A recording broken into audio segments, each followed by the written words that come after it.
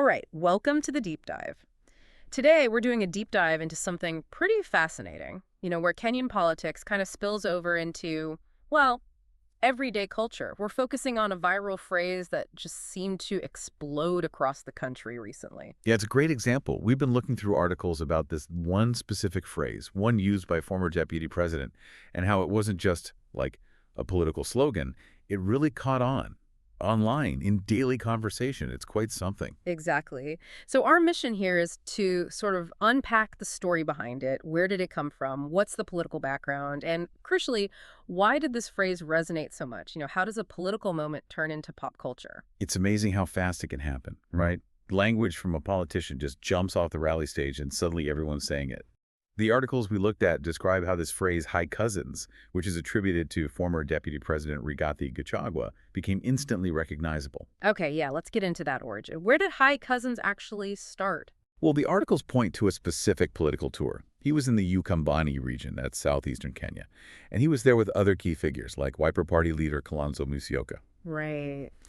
And Gachagua's main point, his core message, was really insisting on this deep connection between the Kamba community there and people from the Mount Kenya region. He framed them literally as cousins. Cousins. That was the moment. The articles really highlight how he emphasized it over and over. He's quoted saying things like, "We are cousins, truth or lies.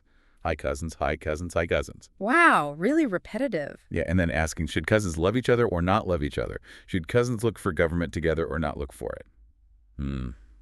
So very direct, almost familial appeal aimed at unity, building an alliance. And that's when it just took off. Pretty much immediately after that rally, yeah. Yeah. Hi Cousins became this huge social media thing. Huge how, just people talking about it.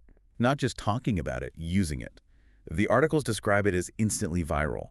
People on all the platforms, posts, captions, and definitely memes. Lots of memes. Ah, the meme factor. Crucial. Totally. It got famous partly for the political message, sure, but also just because it sounded kind of simple, a bit quirky. I saw that. And it didn't just say, "Hi, cousins," right? It evolved. People started shortening it. Exactly. That's the next step.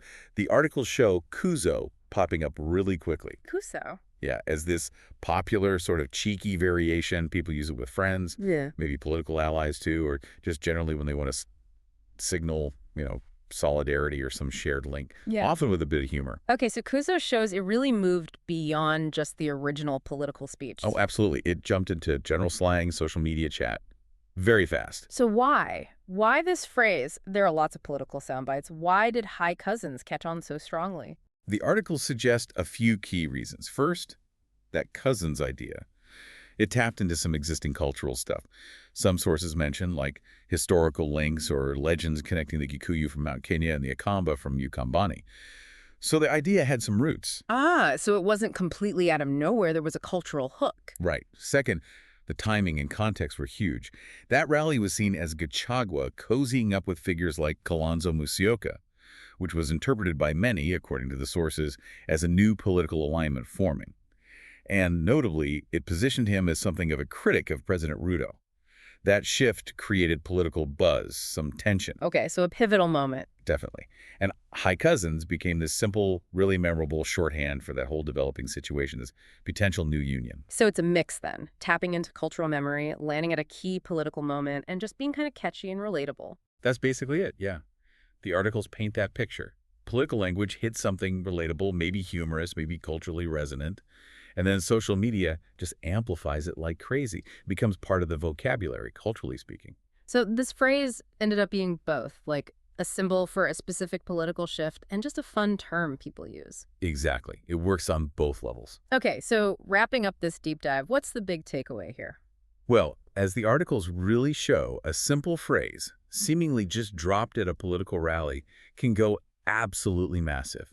It can embed itself in everyday language, act as a symbol for political change, and reflect these deeper cultural ideas or connections. Yeah, it really highlights that powerful link between political talk and social media now, how fast things get picked up, amplified, and honestly transformed into these wider cultural trends. It's incredible speed. It really shows how language evolves, doesn't it? Especially when public figures drop a term and then social media just runs with it, reshapes it. It's a reminder, really, that politics isn't just in this separate news bubble. Political moments, Political language can directly influence the words we all use, how we connect, even just culturally day to day. So here's something maybe for you to think about. How does the language politicians use actually filter down and influence our own everyday conversations, maybe even our sense of connection with each other? Worth mulling over.